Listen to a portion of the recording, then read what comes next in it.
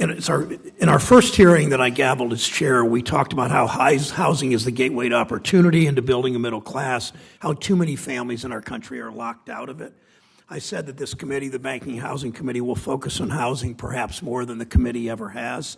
Since then, I've been encouraged from so many members of this committee in both parties to have taken that change to heart. We've held hearings on the state of our nation's housing and the legacy of racism in the housing system.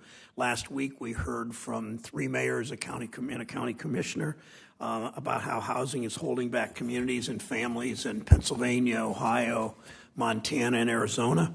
We heard from the mayor of Bozeman that the city's businesses lose out on candidates for good-paying salary jobs because there are not enough homes. The mayor of Tempe that they've had a 900% increase in the number of residents without a place to lay their head at night. Just in the last 5 years, the mayor of Akron that said most of his housing was built before 1970, long before we stopped using poisonous lead paint. These aren't isolated problems. Homeowners and renters, people working minimum wage or making a steady salary, they're all struggling to find an affordable place to live. This is a national problem. Members of both parties in these hearings have asked thoughtful questions. We'll discuss many of these bipartisan proposals today. Let me just run through the number of them. We have legislation to expand affordable housing opportunities, the Family Stability and Voucher Act introduced by committee member Democrat Senator Van Hollen and Republican off the committee Senator Young. The Choice in Affordable Housing Act offered by Senator Kramer, member of the committee, and Senator Coons. S-2008 introduced by Senator Reed in the committee and Collins to strengthen U.S. Interagency Council on Homelessness. The Yes in My Backyard Act offered by Senator Young from Indiana, Schatz, and Senator Warnock from this committee, shedding light on community plans to remove barriers to make housing more affordable and combat discrimination. We'll look at the Native American Rural Home Ownership Improvement Act introduced by committee member who's present, Senator Smith, also committee members Rounds, Tester, Kramer, and also Schatz and Thune, supports lending to Native community development financial institutions. We'll talk about a plan from 2 committee members, bipartisan Senator Tester and Loomis, improving FHA support for Small Dollar Mortgages Act, something that will make a huge, huge, huge difference in so many states, including in my neighborhood. Many of us have read Matthew Desmond's powerful book, Evicted. Inspired in no small part by that book, Senator Bennett and Senator Portman, one of each party, and I have introduced the Eviction Crisis Act. In Ohio, we know how the addiction crisis has torn families apart. Senators Casey and Collins introduced the Grand Family Housing Act. I've joined them to help grandparents caring for grandchildren find housing support they need. The Trafficking Survivor Housing Act of 2021, Senator Durbin and Blunt. I guess they're not members of the committee, so I thought I had a trend going there. I guess I don't. More of my colleagues have introduced other bipartisan housing acts. Senators King and Young, along with Cantwell, Tester of this committee, and Kennedy of this committee have introduced a task force on the impact of the affordable housing crisis. These ideas recognize, all of these together recognize the breadth of our housing challenges. They show how these problems cut across geographic, racial, and partisan lines. They tell me the reason I wanted to be on this committee is that the word housing is in the title, and everything starts with housing. Your health care, your access to food, your schools, your safety, your the structure of the house, whether there's lead paint and lead in the pipes, all those things matter. So we've got lots of work to do in this committee. Last thing I will say, on Monday, I was talking with parents from Ohio about the child tax credit and what the expansion means for ability to afford child care and diapers and transportation and, of course, housing. One advocate who works with Northeast Ohio families said something she hears so often. She said she's talked to clients, these were her words, whose whole lives revolve around making their rent, whose whole lives revolve around making rent. We know how many people in this country. We know there are tens of millions of people who spend half or even more sometimes of their income in housing cost. One thing goes wrong, their life can fall apart, and we have an obligation to them. Senator Toomey. Thanks, Mr. Chairman. I'd like to begin with a brief aside. I'd like to thank Mark Calabria, the director of FHFA until yesterday. Mark is an outstanding American, extremely intelligent, knowledgeable about housing issues. I think he did an outstanding job leading the FHFA, and I wish him well. I will say I do think the Supreme Court actually reached the right decision about the authority of a president to fire him, even though that's not the policy outcome I prefer. I think it's the right constitutional decision. I think the president made a mistake in firing a very, very good and qualified man who was doing an excellent job. I hope that the ultimate successor to Mr. Calabria, when one is nominated and confirmed, will be as dedicated to the important task of reforming the housing finance in this country as Mr. Calabria was. You know, when we had our first housing hearing this Congress, I made it clear that I'm committed to working with all members of this committee to improve access to affordable housing. You may recall I released a set of principles at the start of this Congress for reforming the housing finance system. And as I pointed out before, the principles that I laid out overlap significantly with the principles that you laid out, Mr. Chairman, back in September of 2019. So I think there is an opportunity, and we should be working on a bipartisan solution to comprehensive reform of housing finance, which will serve families and taxpayers. I'm not sure that today's conversation is going to be primarily about ways that we can make housing more affordable. I think today we're going to be discussing a number of disconnected bills, most of which increase government spending and interference in housing markets. I think we would be wise to remember that there's no guarantee that further government spending is going to improve access and affordability of housing. The government already supports a very wide array of overlapping housing subsidies that have not been very successful in addressing affordability. We have a mortgage interest deduction, capital gains exclusion on house sales, property tax deduction, government guaranteed and subsidized mortgages. We have LIHTC and a huge host of HUD programs. But as with taxpayer subsidies for health care and higher education, all of these programs tend primarily to contribute to price escalation. And just last month, we saw that the year-over-year change in the median home sales price in America was up nearly 25%. That is staggering. Now, I acknowledge that monetary policy is probably the primary driver of this, but all of these subsidies are contributing as well. So if we want to make housing affordable, I think we ought to be talking about how government subsidies foster higher housing prices and how monetary policy, in particular the Fed's extraordinary easy money policy of zero interest rates and purchasing nearly $500 billion a year in mortgage-backed securities, how those are contributing significantly to rapid escalation in home prices, and we certainly know that wages aren't growing at 25% per year. So the experiment of a vast subsidy framework combined with a hyper-accommodative monetary policy has actually driven up prices so much it's reduced the affordability of housing in America. Congress recently has doubled down on subsidizing housing, and that doesn't appear to be working so far. Congress appropriated over $80 billion for housing in response to COVID, much of it unanimously in the Senate, but much of the money hasn't gone out the door yet. Nearly $50 billion was spent on emergency rental assistance. Little of that has reached landlords or tenants. Congress spent almost another $25 billion on more HUD programs through the March 2020 CARES Act and President Biden's partisan relief bill, but 15 months after the CARES Act was enacted, less than one-third of those funds have been spent. I think we need a new discussion. I think the measure of success shouldn't be just how many families are receiving housing assistance. We should begin focusing on enabling people to work their way out of poverty and empower them to graduate from government support. But unfortunately, we often have the same conversations on how to expand existing programs that aren't working very well. This administration is ignoring the success of the welfare reform efforts, which directly contributed to poverty reduction in this country.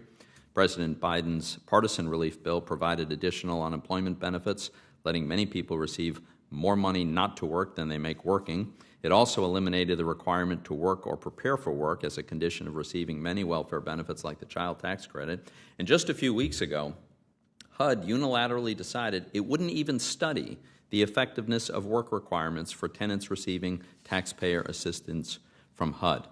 I certainly hope my colleagues will agree that we don't want people to live their entire lives on government assistance. This assistance should be temporary, it should be transitional. But after 50 years and literally trillions in federal housing support, there's been no meaningful change in home ownership rates. And HUD's rental programs also are meant to enable self-reliance in housing. However, according to most recent studies, we've seen the average length of stay for families across all HUD-assisted housing programs nearly doubled from 1995 to 2015, and at the same time, the average length of stay for voucher holders grew from just under 1 year to over 6.5 years. So just expanding the welfare state doesn't work. I think it's incumbent on Congress to craft policies that will actually help these families move on. Today we'll hear from a witness who will provide an alternative view to expanding the welfare state. Howard Husak joins us from the American Enterprise Institute, and he'll provide some new ideas to consider for helping families to graduate from HUD assistance programs. Key among them is we need not assume that the only way to reduce poverty is to grow housing programs. Government support doesn't always lead to better outcomes. Before I end my remarks, Mr. Chairman, I just want to repeat that I welcome and encourage bipartisan compromise on major housing legislation. As an example, my principles for housing finance reform lay, I think, important groundwork for a bipartisan solution to a very large and as yet unresolved problem. So I hope we can have bipartisan hearings to discuss housing finance reform itself, and I think we should dispel the myth that more spending without reform is necessarily a good thing for families. Thank you. Thank you, Senator Toomey. Lisa Mensa is the president and CEO of the Opportunity Finance Network, a CDFI network for other CDFIs. She previously served as Undersecretary of Agriculture for Rural Development and as the Executive Director of the Aspen Institute's Initiative on Financial Security. She held positions at the Ford Foundation and at Citibank. Welcome, Ms. Mensa. Nan Roman's President and CEO of the National Alliance to End Homelessness. She's a nationally recognized expert on homelessness, has more than 20 years of local and national experience in the areas of poverty and community-based organizations. Welcome, Ms. Roman. Howard Husak is an adjunct scholar at the American Enterprise Institute. Prior to joining AEI, he held multiple positions at the Manhattan Institute. He served as director, author, and executive education program instructor at Harvard's Kennedy School of Government. Welcome back, Mr. Husak. Ms. Mensa, please begin.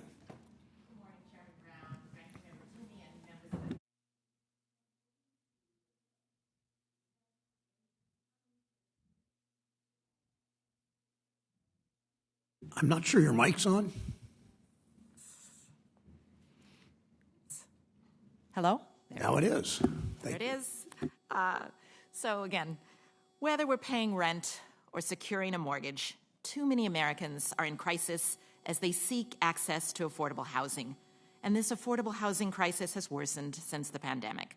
Bold new investments are needed to combat years of disinvestment, and this hearing gives us an important chance to speak to some key bipartisan steps. Community Development Financial Institutions, CDFIs, must play a central role in efforts to rebuild, rehabilitate, and rethink our housing stock. And I want to speak to those three key themes today. I'm privileged to lead Opportunity Finance Network, a network of CDFIs operating in low-wealth communities across the nation. Financing affordable housing has long been a core business for the CDFI industry. In 2019, certified CDFIs made more than 600,000 housing loans, totaling more than $56 billion. So CDFIs finance housing in areas of greatest needs. And I want to speak to one example of a great need for housing, which is on our nation's native lands. Mortgage lending on restricted trust lands is complicated, but CDFIs are specialized lenders who know how to do it. This committee already knows how important the Department of Agriculture is to providing rural housing. Yet, when USDA's 502 mortgage program struggled to reach native areas, the USDA turned to two native CDFIs in South Dakota, Forbans and Mazakska, to implement a bold pilot program to re-lend 502 funds. The USDA staff piloted a partnership with these native CDFIs. They knew that as lending partners to the USDA, those CDFIs could deploy the capital responsibly, conduct the outreach and counseling needed to prepare the buyers, develop a pipeline, and ultimately put more people on a path to homeownership. And the results are clear. Those two native CDFIs were able to provide 20 loans totaling more than $2.3 million to first-time native home buyers on tribal lands. So this pilot was successful because the CDFIs know their communities and have local market expertise. The low-cost capital from the USDA was precisely what was needed. to scale the program. So I am very pleased to support the bipartisan bill S-2092 to support the relending pilot's expansion to get more $502 to native Cdfis. It deserves this body's support and attention. In my time as Undersecretary of Rural Development, I traveled across the country visiting so many rural communities, including the low-wealth communities that Cdfis serve. And I saw what many senators have seen and know to be true, that housing matters. And I appreciate your sentiments this morning, Senator, that our lives revolve around this. And I applaud the bipartisan efforts and urge you to keep going. The housing access challenge is significant, but the answers, I believe, are in front of us. And I want to highlight 3 areas where new investment is needed. First, the rebuilding challenge. We need to rebuild significantly more new units of affordable housing. That's rental and homeownership. Without major new investments in the supply of housing, homeownership will remain out of reach and renters will struggle to pay their bills. And we can do this by investing in what we already have, Section 502 and Section 515 programs at USDA and the Capital Magnet Fund at Treasury. We also need to reduce barriers to building affordable housing through smart proposals like Senator Warren's bill to consider land use policies for community development block grants. And we must rebuild a more resilient housing stock that incorporates greener technology. Next is rehab. We have to be good stewards of the investments we've already made. We have to invest in repairing the existing housing stock. A 2016 USDA study showed a backlog of nearly $6 billion needed to repair leaky roofs and drafty windows, and that need has only grown. And this is a renewal of our commitment to rural communities by repairing the infrastructure. Cdfis can be partner. Finally, rethinking. We need to rethink how we can meet the needs of our communities.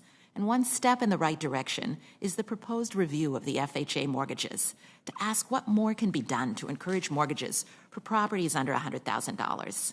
It's so important to rethink how to encourage the supply of mortgages and properties that are affordable for working families. As we rethink, I want to encourage the Congress to think about using stronger partnerships with Cdfis. During the height of COVID-19, Cdfis were financial first responders. They quickly pivoted their models, offering forbearance to homeowners and payment relief for renters and landlords. We want to remain strong partners.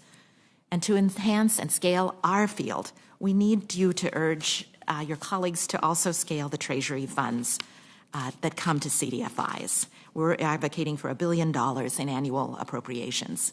So in closing, I want to thank you for the chance to testify in support of the many strong bills today that would help address the nation's housing and infrastructure needs, and I urge you to look to Cdfis as partners. The time is now to invest in the very core of the communities, the places we call home. Thank you. Thank you, Ms. Menzon. Ms. Roman.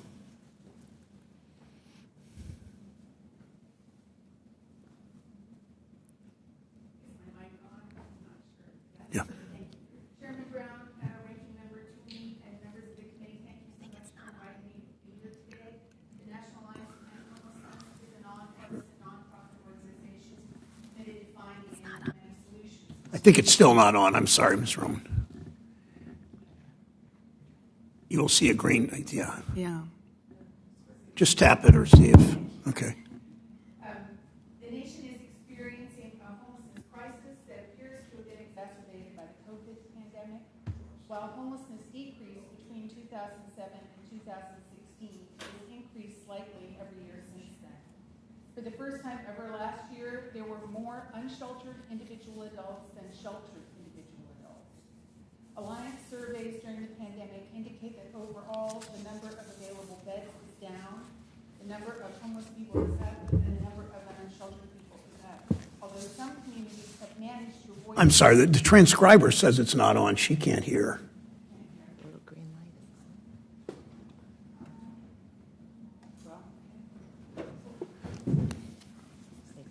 Sorry about that. Test. Now? Okay. That's good now. Do I need to start over? You can start over, sure, and take an extra minute then. Okay, well, thank you again so much for inviting me to testify before you today. The National Alliance to End Homelessness is a nonpartisan, nonprofit organization committed to finding and implementing solutions to homelessness. The nation is experiencing a homelessness crisis that appears to have been exacerbated by the COVID epidemic.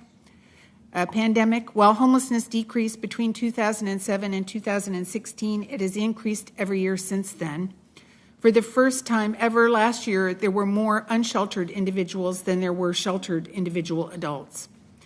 Alliance surveys during the pandemic indicate that overall the number of available beds is down, the number of homeless people is up, and the number of unsheltered people is up, although some communities have managed to avoid these increases through strategic use of federal stimulus funds. The pandemic, we all hope, is ending, but concerns remain about homelessness. There's a large cohort of youth whose educations have been interrupted and who may fail to attach to the job market and become homeless. There's a growing cohort of aging homeless people who need housing. And many feel that a rental housing crisis looms in our future, leading to more homelessness even if the economy is healthy. The solution to homelessness is housing, notwithstanding other needs that people may have, including for services. Ending homelessness requires either increasing the supply of affordable housing that's affordable to lower-income people, or increasing people's wages so that they can afford the housing that is available. Many people will need services, and we will have to address the racial disproportionality and disparities that have resulted in so many people of color becoming homeless. But the problem will not be solved unless the cost of housing is within reach of millions of low-income households who cannot afford housing today. Fortunately, we have an opportunity before us now to significantly reduce homelessness. The stimulus funds that you have provided will, if used strategically, make a serious dent in the homelessness numbers, although they won't end it entirely. We're deeply grateful for the $14 billion in resources targeting to turning the ship on homelessness. Congress has also placed several opportunities on the table that would definitely help reduce homelessness and that we support. Senators Von Hollen and Young's Bipartisan Family Stability and Opportunity Vouchers Act supplies housing vouchers for 500,000 families with services to help them locate in high-opportunity communities. This would clearly be enough vouchers to end family homelessness. The Choice in Affordable Housing Act, a bipartisan bill just introduced by Senators Kramer and Coons, would improve the Section 8 program by providing $500 million to incentivize landlords to participate in it.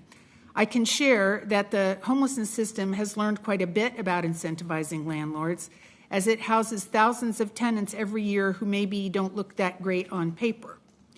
Strategies that have worked include increasing the size of the security deposits, acting as a third party when landlords have issues with a referred tenant, and immediately providing a qualified replacement tenant when a referred tenant is evicted, and other things. This bill would support these and other successful strategies to get people into housing. Senators Brown and Blunt have proposed the Trafficking Survivors Housing Act of 2021. Sadly, homelessness is too often intertwined with human trafficking. This important bill would task the U.S. Interagency Council on Homeless to examine what federal agencies can do to eliminate that link between homelessness and trafficking. And finally, Senators Bennett and Portman and Brown literally just reintroduced the Bipartisan Eviction Crisis Act. Everything this bill does to reduce evictions will help to reduce homelessness. We're particularly grateful for the provision of flexible funding for people who can generally afford their housing, but for whom any economic emergency can result in an eviction and even homelessness. This bill provides flexible assistance to break that pattern. We support all of these helpful bipartisan bills. I would be remiss if I did not say also that if you ask me what is the one thing that could be done that would end homelessness, I would say that it is to provide housing assistance to every extremely low-income household that needs it. This definitely also implies increasing the supply of affordable housing. In closing, homelessness is not a problem that the homelessness system can solve alone. The homelessness system is like an emergency room. We get people who are in crisis and we can patch them up a bit, but just as the emergency room is not the solution to the nation's health problems, the homelessness system alone is not the solution to the nation's homelessness problem. People who are homeless need more than an aspirin and a Band-Aid. They need an adequate supply of affordable housing, a voucher, and access to services.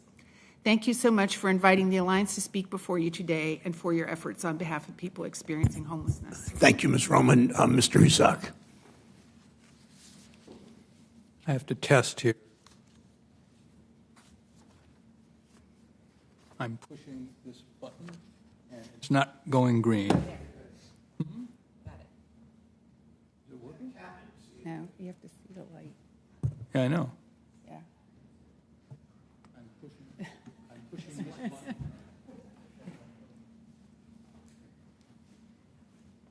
I'm paying for this microphone.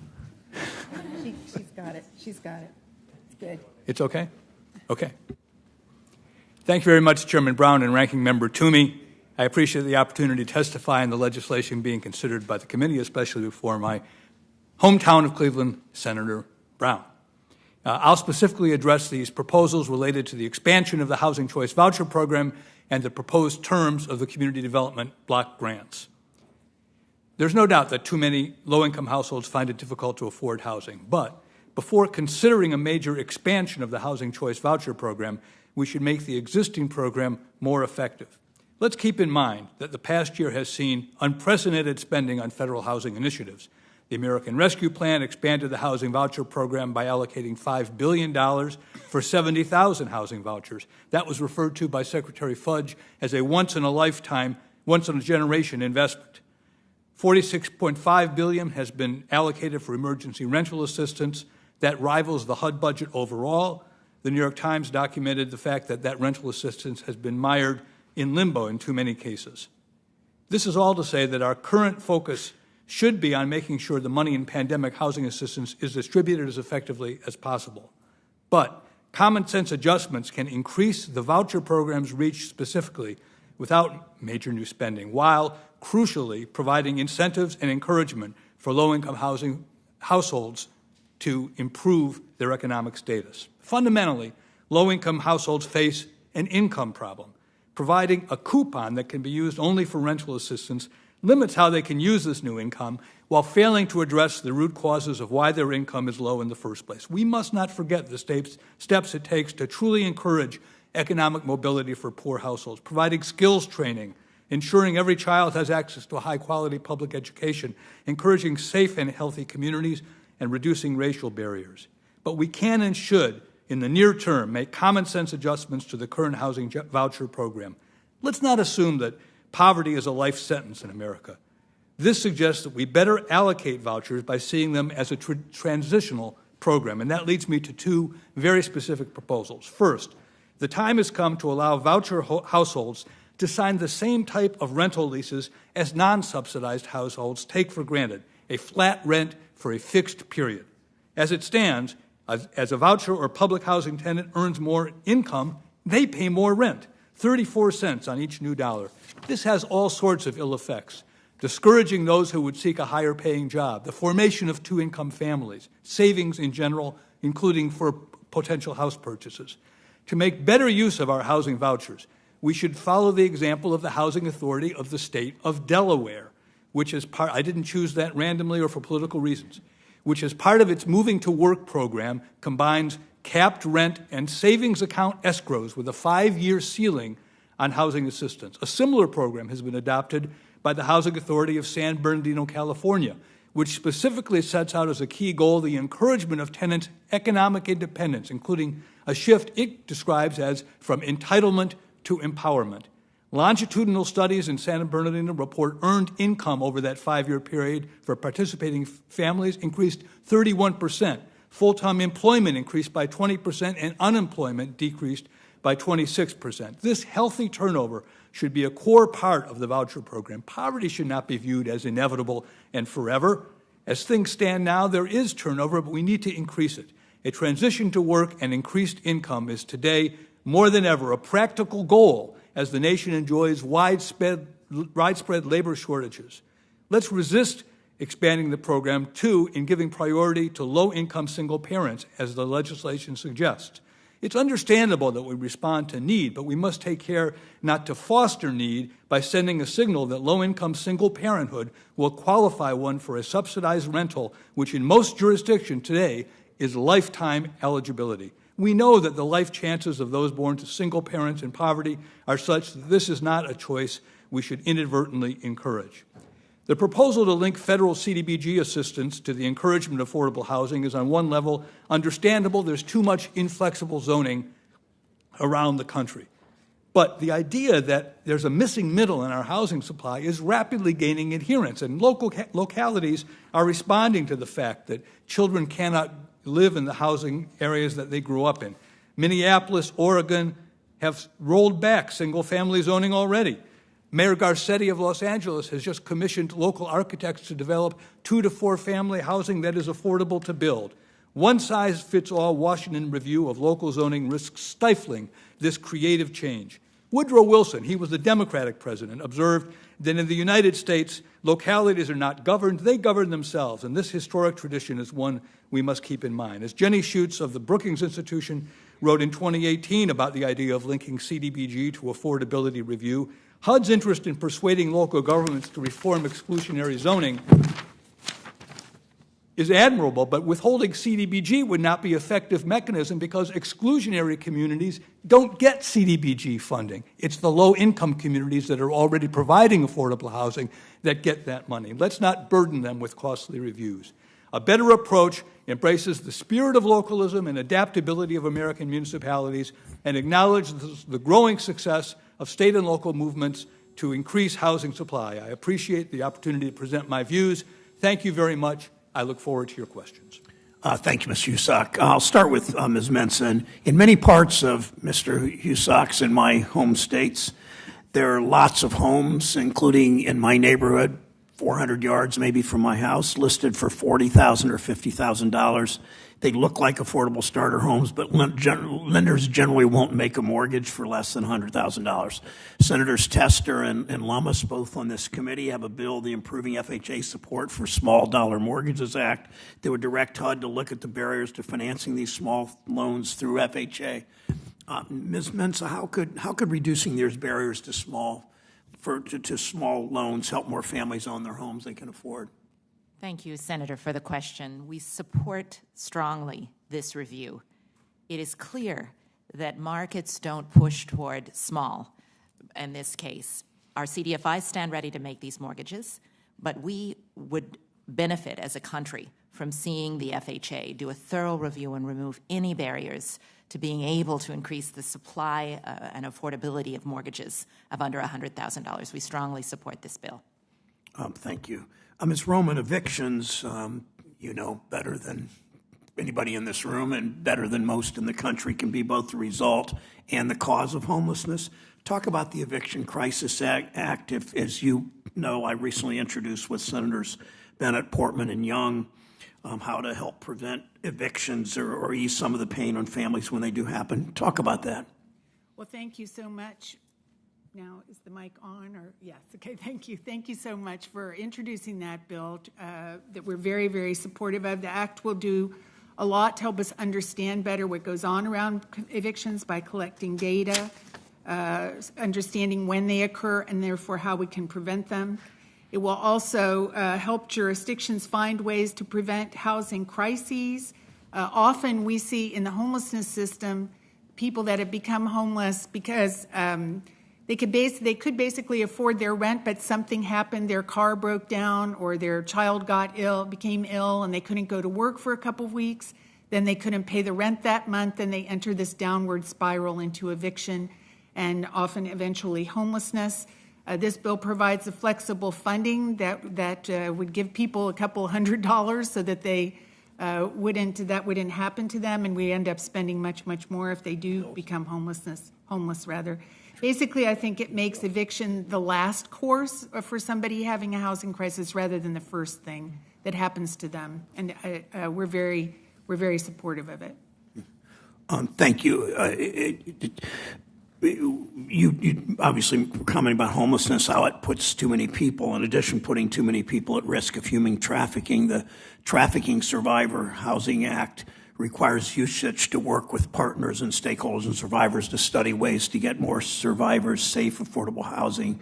Talk about that, why this is so necessary, what happens. Sure, I can say that what we see in the homelessness system is that people who've been trafficked, who are severed from their ties in the community or who need services, are often the people who end up in the homelessness system. People are trafficked out of the homelessness system, and people who have been trafficked end up in the homelessness system.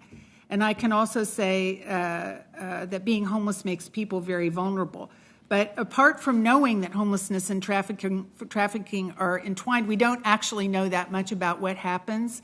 This bill will collect information on that so that we can see how it plays out and how we can help and why.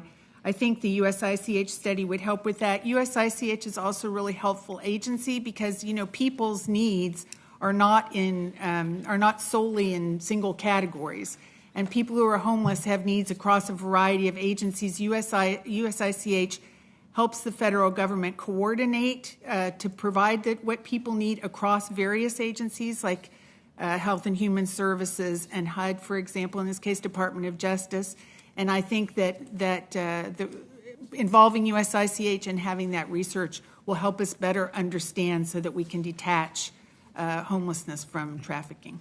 Thank you. Last question. In rural Minnesota, northern Minnesota, or southeast Ohio, or central Pennsylvania, we know there's already been a shortage of affordable places to live. By 2027, it's estimated 21,000. We will lose another 21,000 affordable USDA homes for rural renters just because they're old. How do we preserve, Ms. Mensah, these affordable units and keep them affordable in rural areas? Thank you, Senator. Thank you for your attention. The Department of Agriculture is a warrior for these homes, and we need more support for the agency's work. It is in front of you. The titles are there. We can increase the support for the rehabilitation and fund the titles that are in the law. And I urge you to keep the focus on rural housing. Thank you. Thank you both, all three of you. Senator Toomey. Thank you, Mr. Chairman. As best I can figure, we have considerably more than doubled the amount of housing spending last year versus what is ordinary spending. Mr. Husak, you pointed out that among the many things that we passed $5 billion for 70,000 new vouchers, but it turns out HUD has decided it's not even going to require verification of citizenship or immigration status, so we don't know whether these vouchers are even going to eligible Americans. But speaking of the vouchers, you raised an interesting dilemma, it seems to me, and I'm wondering if we could discuss this a little bit, and that is the idea that when the vouchers, as I understand what you were saying, is the rental assistance requires the tenant to pay a fixed percentage of their income. And so the practical effect of that is it's equivalent to a very high marginal tax rate for the person. The more they earn, the more they are required by this provision to pay in rent. And so it's all else being equal, it presumably dissuades people from the extra work and extra effort that's involved in having more income. You mentioned a Delaware program, and I'm happy to hear more about that. But in the absence of this kind of arrangement where you have this a percentage of income requirement, do you necessarily, in the alternative, end up with a cliff where at some point you have to eliminate the subsidy? So if you don't sort of phase it down or have this percentage of income, do you have a cliff where the subsidy disappears, and presumably that creates problems of its own? Could you kind of share your thoughts on that? That's certainly true. That's why I think we ought to focus on new tenants who make a new deal when they enter the system. And that new deal is, I pay a fixed rent in exchange for accepting a 5-year limit on my overall tenancy. That's what the state of Delaware does. That's what San Bernardino does. I think it's unlikely that we're going to change the terms for existing tenants. So that's a way to cut that Gordian knot, I think. So do I understand you to say that this arrangement that you're suggesting, and that is in place in several of these communities, for new tenants, right, is an explicit commitment on their part that it will be for a finite, limited, defined period of time? Yes, and it's voluntary on their part, at least to date. But yes, they sign a self-sufficiency type agreement. They have different terms for it. But yes, it's voluntary. They sign up for it, and they know that they're going to get, in a sense, they're going to get a deeply subsidized rent for a 5-year time period. And it's totally independent of their income. If they go out and they work overtime, they take a second job, they go to night school and get training and upgrade their skill, whatever they do to have more income, no effect on the arrangement. Well, that's right. I think that the Housing Authority in California asks that they put that additional savings that they would have paid in rent into escrow. That seems like a useful idea because But they still own it. they still own it, yes. So this is being done, did you also say in Delaware and in a city? Yes, there are 27 moving to work communities. Many of them have these variations on this program. There have been proposals over the years to give housing authorities across the country more of this similar type of flexibility. It was their idea to do this, not HUD's idea. And so if we increase the number of moving to work opportunities, more people might move to work. Do we have any, do you know how long these programs have been in place in any of these communities? In San Bernardino, I'm familiar with it having started in 2008, I believe. So that's quite a while. Oh, no, there are longitudinal studies by academic... So that's what I was going to ask. What do they show us? What's the data show about how this has affected people? What do we know about it? Yeah, in San Bernardino, earned income for families in the program increased by an average of 31.4% during the 5 years. Full-time employment increased by 20%, and unemployment decreased by 26%. Do we know how that compares to a control group of people who, say, participated in the conventional programs? I don't know the answer to that. Would that be a useful point of comparison? I think it certainly would be, and PDNR, as they call it in HUD, could certainly commission that kind of research and should pay more attention to this really unusual program that is kind of a stepchild at HUD right now. I don't know why we wouldn't want to at least get the data and see, is this helping the people who are participating in it relative to people who are participating Just as we want eviction data, we want moving up and out data. Right. Great. Thank you. Thank you, Mr. Chairman. Thank you, Senator Toomey. Senator Cortez Masto is recognized. Thank you, Mr. Chairman, and thank you to the panelists. Let me follow up on Senator Toomey's conversation. I'm curious, Ms. Menza or Ms. Roman, do you have a comment on with respect to this? And let me couch it right, the stepchild program that's in HUD right now. I'm just curious. I think it's something to explore, but I would like to know, do you have any comments on the program itself? I don't really have any comments. I mean, I think that experimenting with there are disincentives, obviously, to earnings when you're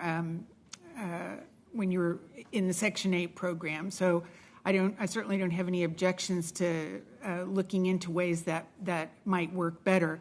I do think, basically, if the housing is unaffordable, that it's not going to be more affordable after 5 years necessarily.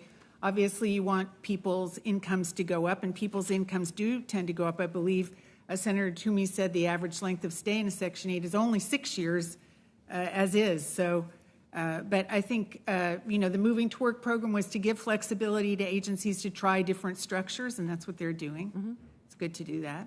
Thank you. I appreciate that. Thank you for the comments. Let me follow up, Ms. Roman, with you on the Interagency Council on Homelessness, a piece of legislation that I have co-sponsored, Senate Bill 2008. What have been the historical successes of the Interagency Council on Homelessness, and what are some of the challenges as well? Well, I think one success has been, for example, the Mayor's Challenge on Ending Homelessness, in which USICH really orchestrated, which was to bring together not only the federal agencies but also communities, mayors, to set goals on how many veterans they were going to get housed over a period of time. That ended up reducing veteran homelessness by over half in a few years. Resources from you all had a lot to do with that as well. But it's coordination is not a boring kind of term, and we everybody always says we need to coordinate and have partnerships, and we know that, but it's hard to do.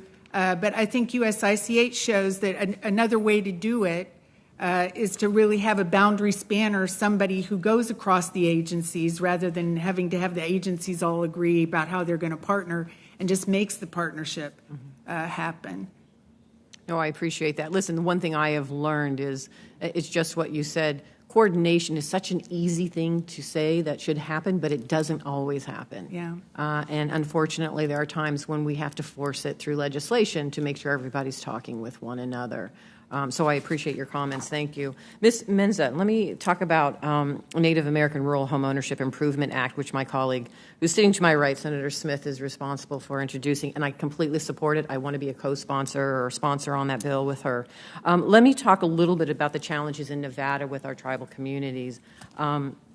There's only one Treasury-certified CDFI in Nevada. And in the past 30 years, we have had only 8 awards to a Nevada-based CDFI. We're the only state with a single-digit award amount to a CDFI in our state. Nevada does receive investments from regional and national groups, but awards to the Nevada headquartered groups have consistently lagged. So how is your organization addressing the disparate coverage of CDFIs across the country, and what can we do in Congress to help address this issue as well? Thank you for the question, Senator. The CDFIs have finally seen more visibility this year as the nation has acknowledged that we're necessary partners in the financial system to get funds, and in this case for housing, throughout the country. There are 1,000 certified CDFIs covering all 50 states, but there aren't sufficient. So first of all, I appreciate your increased visibility, your efforts also to expand funding for us, both through existing channels like the Federal Home Loan Bank, allowing those existing ones, and to encourage the kind of partnerships that will assist. I look forward to working with you and your team to increase the amount of CDFIs in Nevada, but in the meantime, expanding the pilot that Senator Smith has sponsored will help. It will allow more partnerships to work with USDA, which is already in your state. So I believe it's a smart first step, and I believe the kind of encouraging of partnerships with CDFIs with existing programs, run the same program but in better partnership. You know, it's expanding programs, and it's giving us more funding and more access to funding that is what happened in the PPP program, and we believe it could happen in others. So thank you for your visibility and attention. Thank you. Thank you, Senator Cortez Masto. Senator Smith from Minnesota is recognized for 5 minutes. Thank you. Make sure it's working. Thank you, Chair Brown and Ranking Member Toomey. I really appreciate this panel. I'm grateful to have a few minutes with you all to talk about this issue. So, I always start from the place that if you don't have a safe, affordable, stable place to live, then nothing else in your life works. Not your education, not your job, not your family, not your health. Nothing works. And we know that fair access to home ownership and housing, even in this country, is still not a promise that is realized for everyone. And so this is really, I just want to thank you, Ms. Mensa, for highlighting the work that I've done with Senator Mike Rounds from South Dakota on the Native American Rural Home Ownership Improvement Act. Yes. These bills in Washington all have such long names, but and I'm really, it seemed to us, I think what we've learned from the pilot that we now want to expand nationwide is that CDFIs, native CDFIs in this case, because of the ties of understanding and trust that they have in community, are able to make the connection and bridge the divides and overcome some of the discrimination that exists when it comes to lack of access to financing. So, could you just comment on, first, do you think that that's right? Do I have that right? And then could you comment on what are some other ways, in addition to my bill with Senator Rounds, that we could deploy and lift up CDFIs to expand home ownership opportunities in other places and other ways with other federal programs? Thank you so much. You are precisely right. When the USDA partnered in this pilot with the 2 native CDFIs, Forbans and Mazakska, you had the perfect partnership.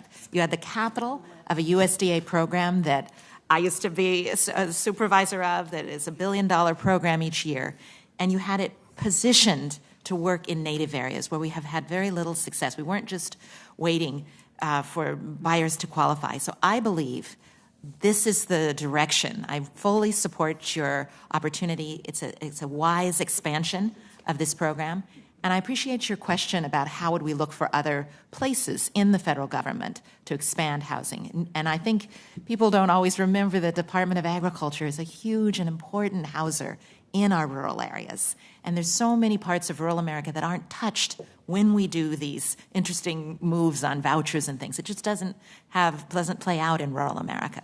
Right. So I urge you to keep looking at USDA titles.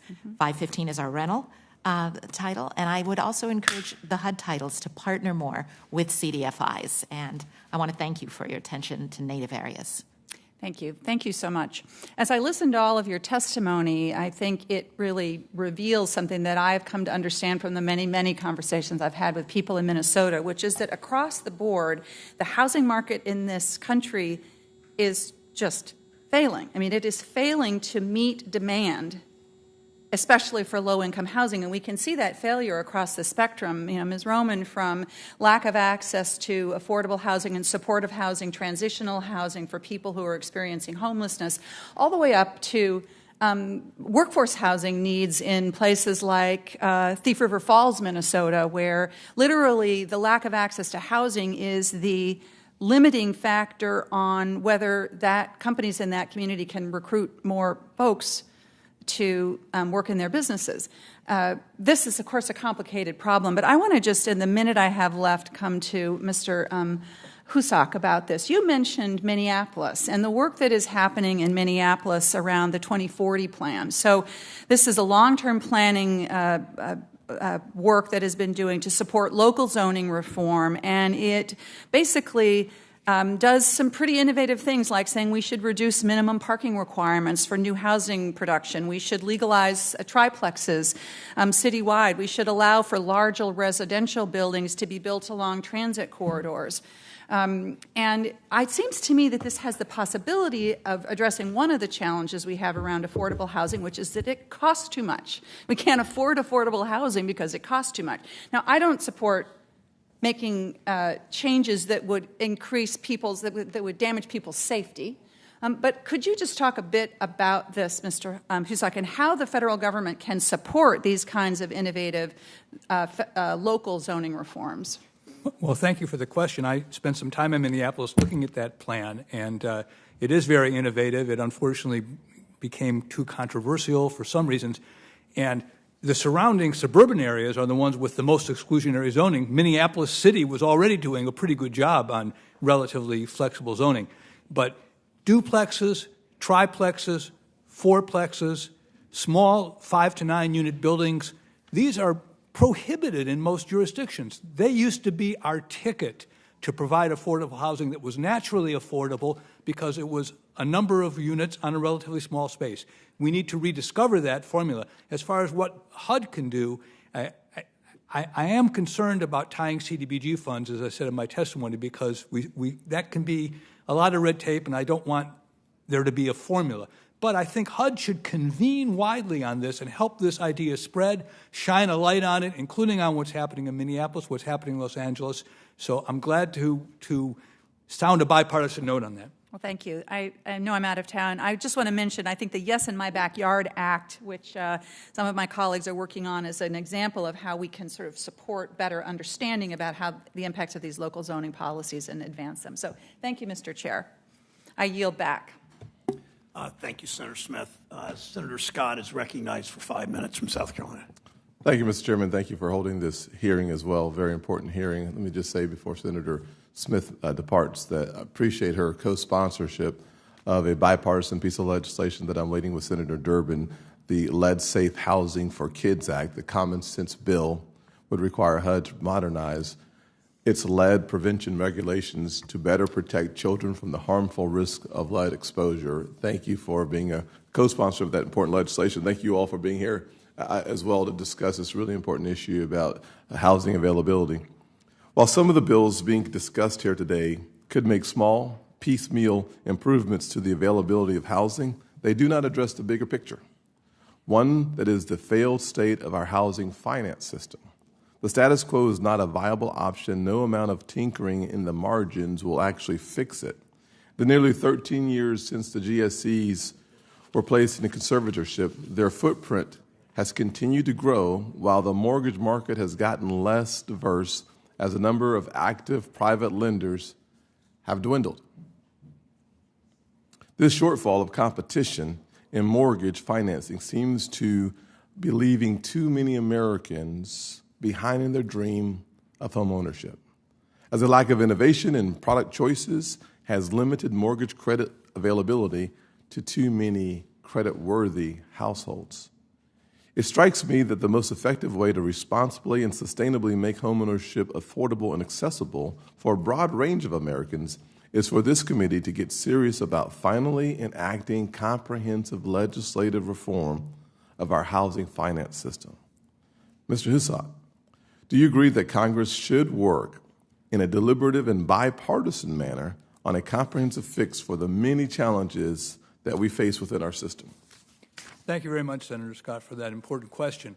The chairman raised an interesting point earlier about that $40,000 home in Cleveland that can't get a rehab loan.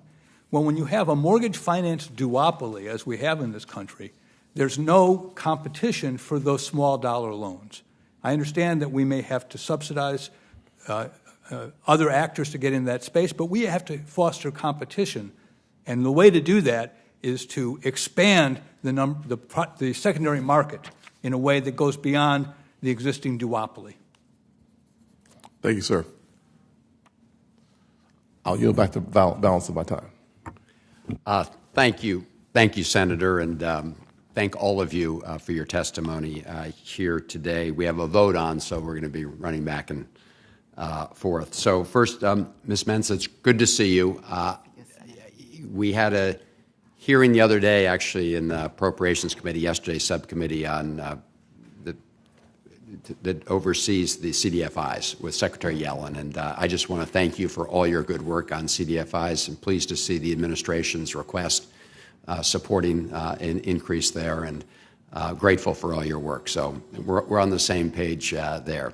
I did want to use this as an opportunity, Ms. Roman, to talk about the bipartisan legislation that I've introduced with Senator Todd Young, which would provide vouchers to help families with young children move to areas of opportunity and couple them with wraparound services to make sure that in that transition they have a greater opportunity to succeed. Could you talk a little bit about why this is an effective, assuming you think it's an effective approach, and some of the research that you may have seen that supports that conclusion? Well, thank you so much, Senator, for introducing that bill. And clearly, we have too many homeless families, although family homelessness has been going down slightly, which is good compared to other populations. Many families that are homeless are very young and have young children, and there's a lot of evidence, obviously, about how housing instability affects young children, their educations, and their development generally. Also, of course, there's a tremendous amount of information about the consequences of growing up in neighborhoods where there's not opportunity, where the schools aren't good, where the hospitals aren't available, where the jobs aren't there, where the grocery stores aren't present. And relegating homeless and low-income families to these neighborhoods, over generations, obviously has its impacts.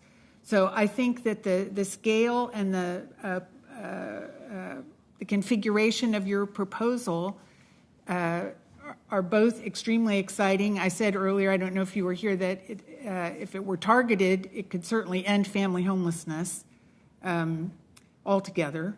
And providing the assistance to help people, I think, increase their earnings and be connected with better services, better education, better support. We have much, much improved outcomes. So we're very, very grateful to you for introducing the bill. No, thank you for your testimony and your work in this area. And I don't have to, I guess, ask unanimous consent, but I do want to put into the record a document that details some of the studies that have been done to support this legislation, because it is an evidence-based piece of legislation. Mr. Hussat, if I can ask you, and I know that you're not a big fan of vouchers. I was looking at a piece you wrote in 2000 that's entitled "Let's End Housing Vouchers." But I do understand from your testimony today, and some of your colleagues at AEI have also been positive, as you know, about the idea of if we're going to have vouchers trying to help families move to greater areas of greater opportunity. If you're going to have vouchers, do you believe it's those kind of conditions and wraparound services are the most effective way to go? Do you agree with the research that's been done that supports that I'm conclusion? familiar with Professor Raj Chetty's work, which I think you're referring to, and I think that the voucher program, as I said in my testimony, can be effective. I'm a practical person. I understand the voucher program is here with us, and we need to make it effective, and that's why I've favored the flat rate rent and the transitional character of it. I do worry about the idea that we're going to give up on lower income neighborhoods and cast them off as being low opportunity zones. HUD was originally chartered by the Johnson administration to make poor neighborhoods good neighborhoods. And to me, I fear that we're signaling that if you live in a low income neighborhood, it's a low opportunity zone. That's a dispiriting message to give. And I think we have an obligation in our public services, in our schools, in our law enforcement, to make every neighborhood a good neighborhood and every neighborhood a high opportunity zone. So I worry about the practical dimensions of it. And I notice that in Professor Chetty's work, he found effectiveness for children aged 13 and younger. Well, are we going to cast people off when their children get to be 13? There's a lot of details on this we have to look at. And I think we have to be empathetic to property owners who may have different reasons for wanting to participate in the program or not. Well, I look forward to having you back for another hearing on the idea of making sure that we can better empower neighborhoods right now that are struggling. And there's a number of bills that have been introduced, and I would argue a big part of President Biden's plans, both in terms of the American Jobs Plan, but also the American Families Plan, would provide many additional supports and help to families be more successful in those areas, including the school systems. And I've long worked to try to increase the resources as well as the reforms and other changes to better empower those neighborhoods. But at this moment in time, we have something that seems, at least through the evidence, to have been shown to be effective at helping these families, and it seems to me that we should seize that opportunity. So at this point in time,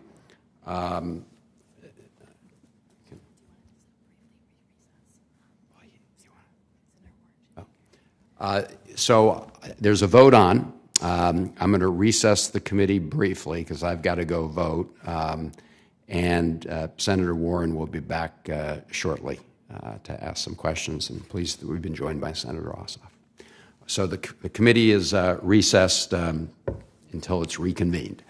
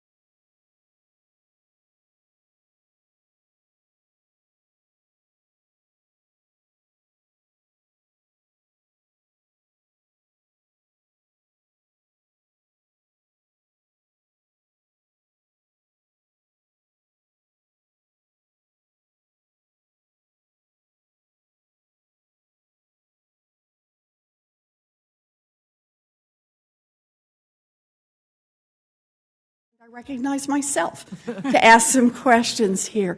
I want to thank our witnesses for being here today. To address our nation's housing needs crisis, we need a bipartisan commitment to take on our nation's housing needs head first, not just nibble around the edges on them. I am deeply concerned about comments my Republican colleagues on this committee have made about housing investments, namely that housing doesn't constitute, quote, real infrastructure, since infrastructure only means, quote, things like roads, bridges, ports, airports, and transit. Housing is essential infrastructure.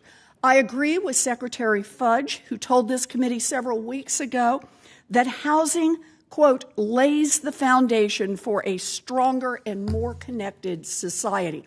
So I want to talk a little about the state of our nation's housing. And I want to start out with public housing here. Ms. Roman, is our nation's public housing in good shape, or do we have a long list of repairs that have been outstanding for years? Our public housing is not in good shape, and we do have a long list of repairs that have been outstanding for many years. And we are losing, as a result, public housing units every year, I think at the pace of about 10,000 a year to demolition or disposition. And we've lost, I think, more than 200,000 units since the 90s. So yes, that infrastructure is in need of. So think about that. We're talking about our public housing and the fact that we don't spend enough money on just plain old maintenance and repairs. It means we're losing about 10,000 units a year, about 200,000 units that we can count so far, units that families need to be able to live in. This means that families are living in unsafe, unhealthy, and undignified conditions. We need more than $70 billion just to make public housing safe for the residents who are there. And we're not even talking about the investments we need to make to upgrade public housing to withstand the impact of climate change or to incorporate energy-efficient upgrades. This is just to maintain the level of where we are now, to have this critical source of housing available to us. So even if we zoom out, the situation on housing isn't much better. Ms. Mensah, is the nation's housing stock overall in sound condition? Thank you, Senator, for the question. It is not in sound condition. We must be better stewards of this. A policy map and Federal Reserve study showed that there were actually $127 billion of repairs. And when I served as Undersecretary of Rural Development, we identified $6 billion in the nation's rural rental properties. Stewardship matters, and the Cdfis that I represent stand ready to be your partners in this effort. We can create loans for homeowners who want to do this. We can work with properties. We're the ones who want to do this kind of rehab. And today, it will be more energy efficient. We will rebuild greener when we repair. And there's no reason to not be good stewards of what is already here. So thank you. Yeah, thank you. And, I very much appreciate your point, but I really want to underscore what this means. When we don't maintain, what kind of things are we talking about? We're talking about pest infestations, plumbing that doesn't work, structural problems, electrical problems, can be very dangerous, heating problems, leaks, and as you say, we're looking at about $127 billion worth of repairs just to be able to maintain where we are. So, Ms. Roman, if a low-income family living in a crumbling house wants to move to safe housing, housing that is free of mold, free of pest infestation, doesn't have lead pipes, can they generally find someplace affordable to move? No, because there's not an adequate supply of affordable housing, and places they will be looking at that they can afford will probably be, as you described, the place they're trying to leave. Yeah. And, that's the real problem here. We are disinvesting in the affordable housing that exists, losing units year after year. We're not making investments to produce enough new affordable housing.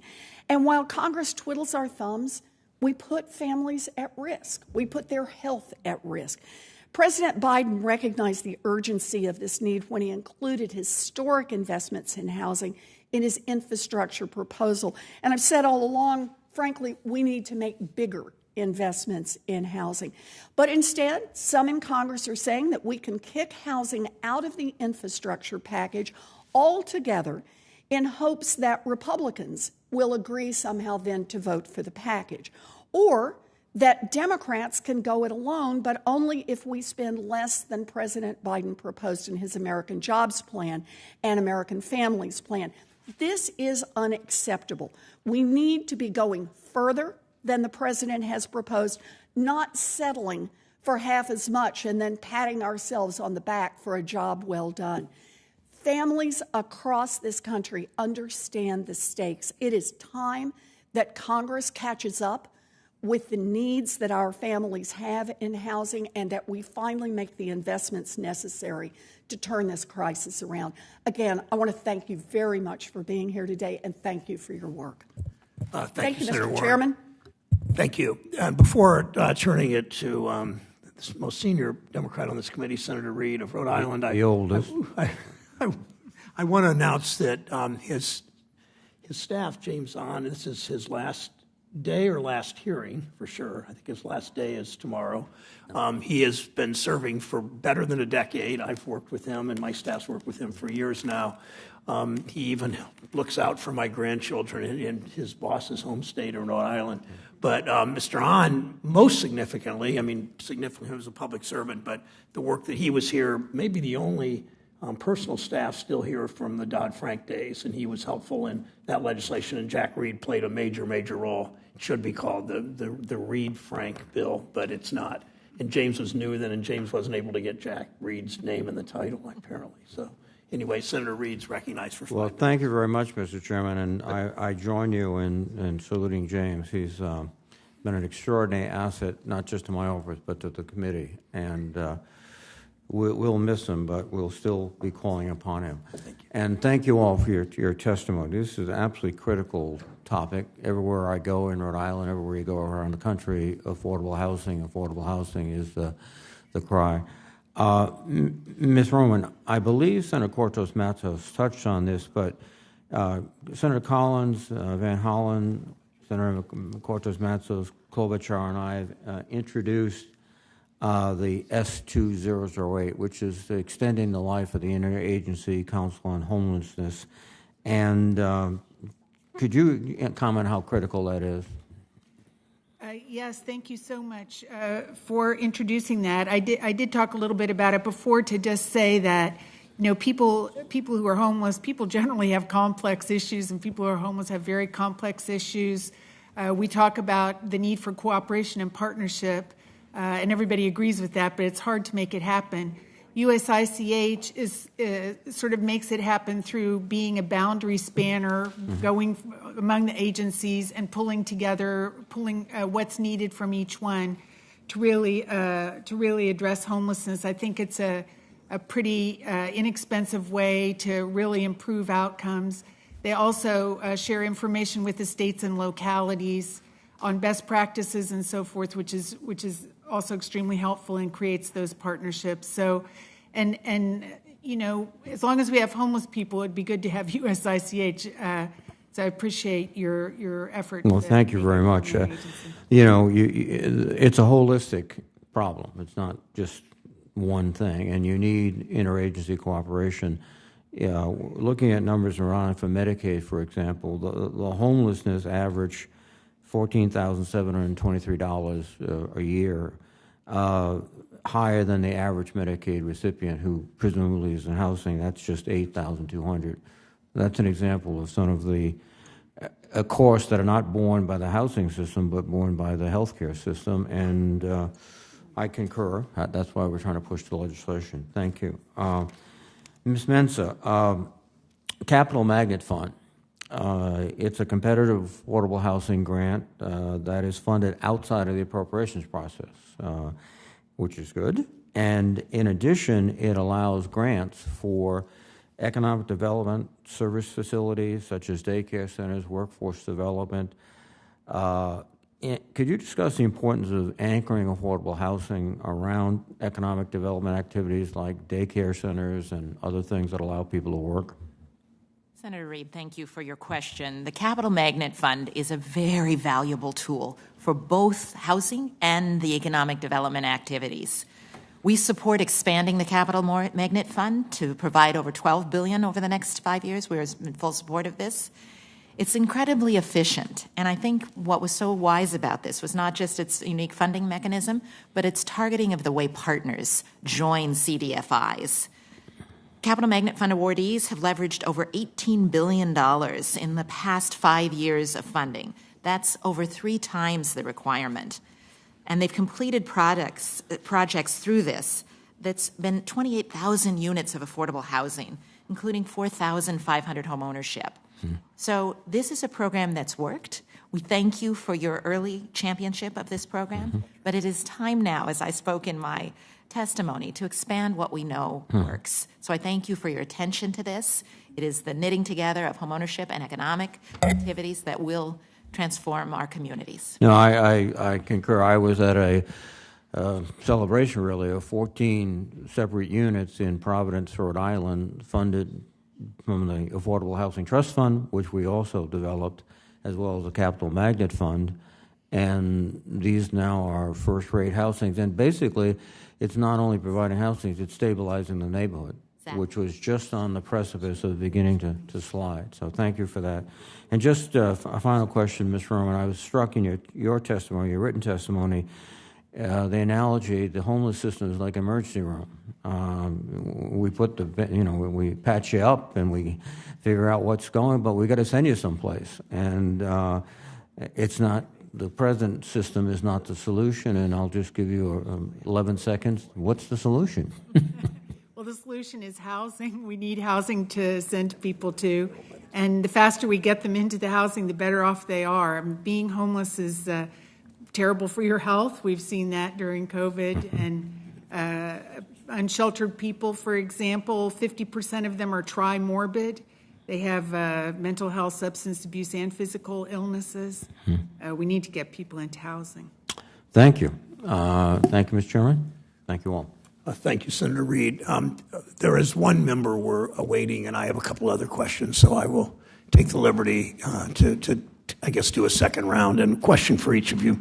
Ms. Mensah, many of the lowest income homeowners in rural areas, we talked about rural, the problems of housing in rural America, depend on the USDA 504 program to make critical repairs and improve the efficiency of their home to save on monthly bills. Talk to us about the 504 program, especially the grants that are available through that program to help homeowners in rural areas stay in their homes. This is one that brings me to tears when you see the successes that have happened with this program. Elderly residents getting ramps so that they can get into their homes, better heating, better efficient systems. It is exactly what we need. The only problem with the 504 program is it's been too small.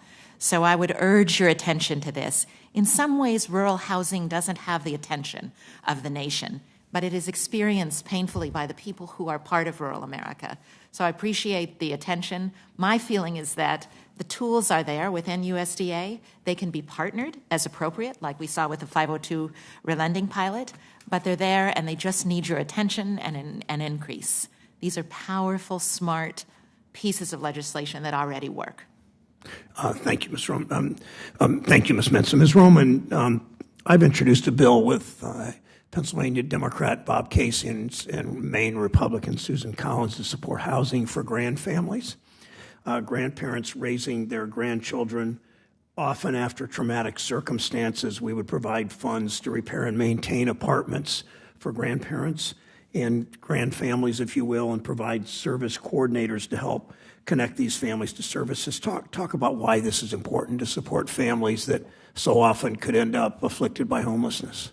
Sure. I will say, among homeless individual women, so women who are homeless but not with their families, the most common situation is that they have children, and the children are staying with other family members. And they're often families that are very poorly resourced as well and at risk. So I think it would be tremendously helpful there's help that needs to be provided to the parents, but to be able to support the grandparents to take care of families, I think would make a real difference in the homelessness situations. There is one more, Senator, that I'm awaiting, but we can't really wait too much longer. But would each of you just like to summarize any thoughts each of the three of you want to give to the committee?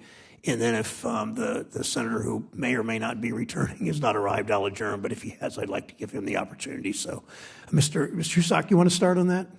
Sure, I appreciate the opportunity, Senator Brown. I think that I still appreciate the opportunity, Senator Brown. I think the thrust of my remarks is let's view our housing programs not in isolation to our general assistance programs for people of low income. The issues involve giving incentives to improve their lives over time, trusting them to improve their lives over time.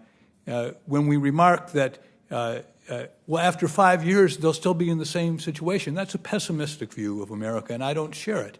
I think that we should look to uplift through incentives. I think we should be careful in providing programs that may provide disincentives for upward mobility. Just a quick comment on eviction. We have to be careful. Many of those, if you look at Matthew Desmond's wonderful book, which the chairman referenced, among the heroes of that book were low-income landlords who were struggling to pay their bills and were dealing with tenants who were causing significant problems, not just in paying their rent, but for other tenants, starting fires, other things like that.